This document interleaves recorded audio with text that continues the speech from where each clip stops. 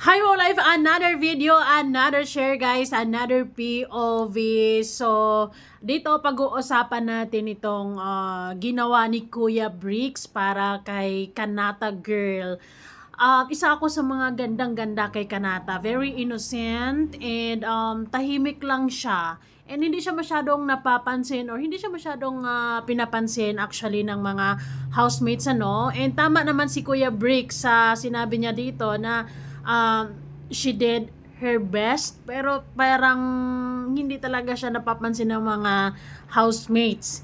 And dito sa challenge nila na ito na paunahan sila na makatakbo, paunahan sila para matawag sila kung sino yung 11 na official housemates na kung tutuusin naman silang 14 is official housemates naman talaga sila ni Kuya, 'di ba? Silang lahat naman talaga ang official housemates, ang official housemates ni Kuya. But then ang alam nila is yung pwesto na yon is pag may mga challenge pa nga at itong si Kanata is parang lang siya, akala niya walang magi-giveaway para sa kanya pero nakakaiyak tong part na to guys. Sinong nakaka-relate? Talagang itong si Kuya Bricks ay nagpapakakuya talaga kay Kanata. This time is kumbaga ginive up niya yung spot niya para kay Kanata. Ay, nakakabilib. And actually itong part na to 3 beses ko to pinanood. And talagang may iiyak ka. So ito guys, para mas maintindihan nyo ako, ito yung video. Sa gitna ng mataas na emosyon, si Bricks. Ayan no, ito si Kuya Bricks.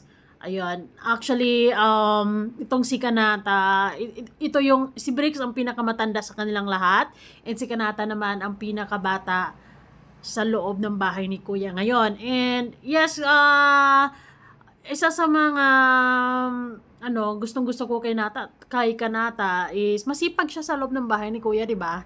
And maganda, mabait. Yun nga lang, hindi lang talaga siya masyadong napapansin. Pero itong si Kuya Bricks ay very observant sa mga nangyayari sa loob ng bahay ni Kuya, at siguro nakikita niya si Kanata pero hindi lang siguro niya na-express or kung ano man. And this time talagang ayun, he's willing to give up yung spot niya para ibigay niya kay Kanata. Ginulat ang lahat. Dito ka. Yun, si Kanata yan guys. And nakaupo lang siya, na akala niya si Colette, si Dylan and si Kanata ang sa tingin nila, ala patay, wala na, this is the end, ito na, uwi na. Kumbaga sila yung hindi nakakakuha ng spot kasi unahan nga, 'di ba? And then biglang tumayo si Kuya Bricks and si Kanata. Siguro bilang kuya Nagiging emotional ka talaga sa ginagawa ni Bricks dito. kasi lagi siya na di ba? Huli. No, laging nahuli. Hindi siya masyadong napapansin, guys. And naintindihan ko naman yung feelings ng lahat na talaga namang nag-aagawan sila kasi lahat sila naman talagang ay gustong manatili sa loob ng bahay ni Kuya. May mga kanya-kanya silang pangarap, may mga kanya-kanyang gustong patunayan, kaya walang yung iba talagang never give up, or kumbaga kahit naman na ako, siguro, 'di ba? Ipaglalaban ko talaga yung pwesto ko sa loob ng bahay ni Kuya. Yun, naintindihan ko naman yung ibang housemates pero kakaiba tong ginawa ni Kuya Bricks. Sige, okay lang. Ay, nainis ako kay Colette. Ano bang gustong sabihin ni Colette? Wag na. Keep it for yourself, Kuya, or ako na lang, Kuya, ganon. Ano kaya, no? I mean, marami pa ako sana na i-share ba. Kaso, yung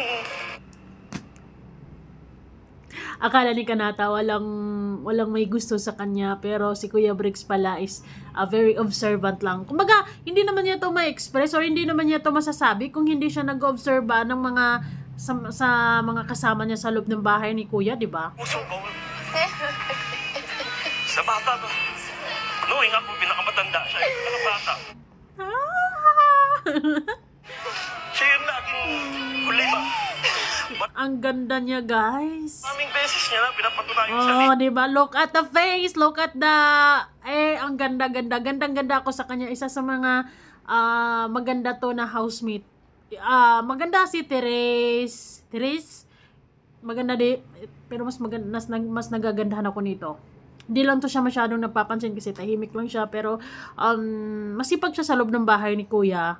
Akala niya talaga is walang may gusto sa kanya or walang may nakapansin sa kanya or naka-appreciate sa kanya, but she's wrong. niya, pero kahit isang boto wala siya. Grabe, no? Kahit isang boto wala siya. Ay, kahit naman ako, maiiyak talaga ako. Kasi may isip ko talaga, bakit? Diba? Parang nakakaiyak talaga dito si Kanata. Parang underdog ang peg ng person dito. And, basta naiiyak lang ako. Ay. Dito na ako naalis sa pwesto ko. Pero nung nakita ko siya na nakaupo. Nakakaloka. Ito si Den. She deserve it. Siguro yung Alam naman natin na talagang super, lahat naman sila gustong manatili sa loob ng bahay ni Kuya, of course, 'di ba? Sino ba namang hindi? But then ano lang, kakaiba lang tong ginawa ni Kuya Bricks para sa kanyang, para siyang naging totoong kuya para kay Kanata na parang sige, ikaw na muna, 'di ba? Parang gano'n na. Yung the usual na ginagawa ng kuya para sa mga nakakabata niyang nalala ko kapatid. yung mga kapatid ko. andon yung gustong-gusto mong manatili because of course, 'di ba? But then tinalo ka ng puso mo. Pero naiyak ako dito, guys. Oh, thank you so much. Kasi si Kanata, she deserves it too. Although, hindi kasi nila alam na sila naman talagang lahat is official housemates naman talaga ni Kuya. Pero si Kuya kasi, alam mo naman yan, ang daming twist. Ay, Kanata, go girl. Kaya mo yan, and do your best lang. Do your best because I am rooting for you. I am rooting for you.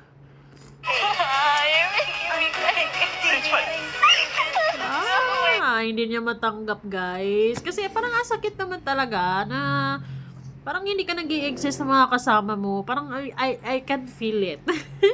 Oh my God, bakit ang naiyak? Di ba? Yung pagsabi niya, everyone don't like me. It's so sad. Gusto mo to, pero bilang kuya ba? Alam nyo, guys, kung mapapanood nyo lang talaga tong video na to, hindi nyo talaga maiwasan na hindi kayo maiyak. Kahit hindi kayo nakasubaybay sa kwento nila or sa kung anong nangyari sa kanila sa loob ng bahay ni Kuya. But then, guys, talagang maiiyak ka sa part na to na basta naiiyak ako. Ano kayo talaga na? Actually, lahat naging emotional sa part na ito. I don't know, pero ako lang ba, siguro sa ngayon medyo hindi ko pa ramdam si Kulit talaga. Parang hindi ko lang siya vibe. Siguro. Pero sige, in the long run, siguro, mas makilala pa natin siya, mas makilala pa natin yung pinaglalaban niya. Siguro, di ba? But this time, I am, rooting for Kanata. Aside sa very unique yung pangalan niya, when I heard that Kanata na pangalan, parang bago sa pandinig, di ba? Very unique name, and at the same time, ang ganda-ganda niya, guys. Final na. Deserve naman din kasi ni Kuya Bricks. But Kuya Bricks willing to give up his spot for her little sister, ika nga Kanata. So feeling ni Kanata walang naka-appreciate sa kanya sa loob, walang nagmamahal sa kanya, housemates don't like her. But here si Kuya Bricks is very observant lang siya sa lahat ng mga ginagawa ni Kanata, and look at that, 'di ba? May tatlong hindi nakakuha ng spot, pero he chooses Kanata because he sees it na Kanata deserves it. Deserves the spot, di ba? Although tahimik lang si Kanata. Ate, everyone don't like me. No, everyone don't like that. Kasi guys, wala nga siya na point, diba? Parang yung ramdam mo doon, yung kung ilalagay mo lang yung position mo para kay Kanata, ay andun ka sa harap ng mga housemates, kasama mo na, you're smiling, maybe it's okay for you, but then you're crying. No. Nakakaiyak ng part na to kasi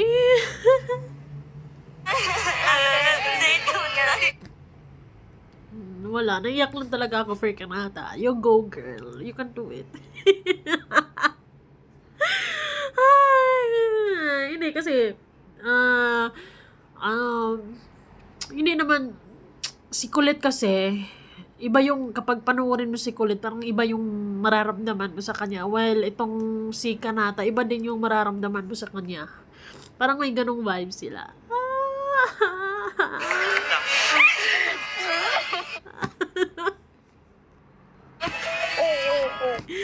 You deserve it. You deserve it. Okay.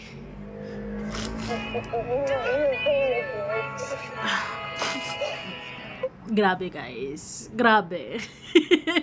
Kahit hindi ka makakasubaybay sa kwento nila sa loob ng bahay ni Kuya, but this part will make you cry, will make you emotional talaga, will make you feel what Kanata feels.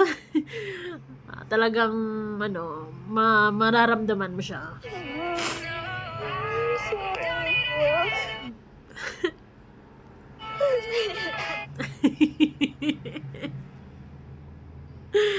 Ang uwi ko. Pero guys, basta nakakaiyak talaga siya. So, diba, ang ganda niya. Umiyak siya guys, pero ang ganda-ganda.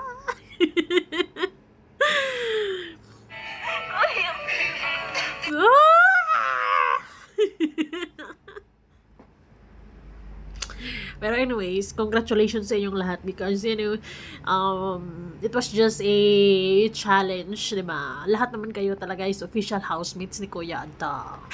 It's pleasure. It's my pleasure. Si Brick. So, yun yung magiging yun yung doon mararamdaman ni Kanata na someone sees her. Diba? Akala niya walang nakakapansin sa kanya, akala niya walang sa kanya, but there is Bricks, Kuya Bricks na mahal siya. Sorry, Kuya Bricks. No. Thank you so much. Ay, subaybayan kita Kanata hanggat sa manalo ka. Thank you so much. Ano ko na gusto mo din to eh. Diba? Nakakayak lang talaga yung part. Anyways guys, pasensya na kayo kung pinutol-putol ko. It's because I need to. Diba? Kayo guys, lalo na sa mga nakasubaybay dyan sa PBB, isa din ba kayo sa mga naluha, sa mga crying. Sa mga umiiyak talaga. Or kahit maninilagay, gumayon talaga. Pero at least mapapaluha ka talaga, maramdaman mo talaga si Kanata. And you're not weak. Ganda niya. Gusto ko yung mukha niya. May kamukha siyang artista. Yung parang si Daniela Straner. Yung nasa high school. High street. High school. Senior high dati. Tapos ngayon high street. Always remember that. Black Beauty ba siya? No? Black Beauty. Yes. Thank you. Ang ganda niya guys. Gustong-gusto ko yung beauty niya. Maganda si Therese, but gustong-gusto ko si Kanata. Laban Kanata, laban.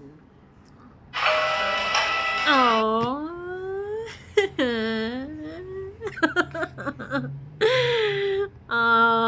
Punong-puno ng feel sa mga tagpong ito, sa mga kaganapang ito. Dito mo mapapatunayan kung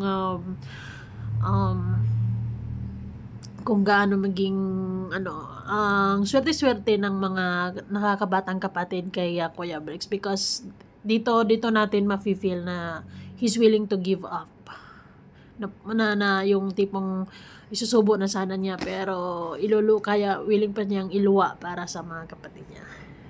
Ganon. Ganon yung P. I will always do my best. Yan. Yun yung tatandaan namin, Kanata. You have to do your best talaga. So, ayun lamang guys. Thank you so much for watching. Bye-bye. And good luck, Kanata. You can do it, diba? Hindi, siguro you just feel it now. Everyone don't like you, but now, napapatunayan mo na nararamdaman mo. Sure ako nararamdaman mo na kung gaano ka kamahal ng isang Kuya Brick sa loob ng bahay ni Kuya. He sees you. He loves you for sure. So that's it guys. Bye-bye.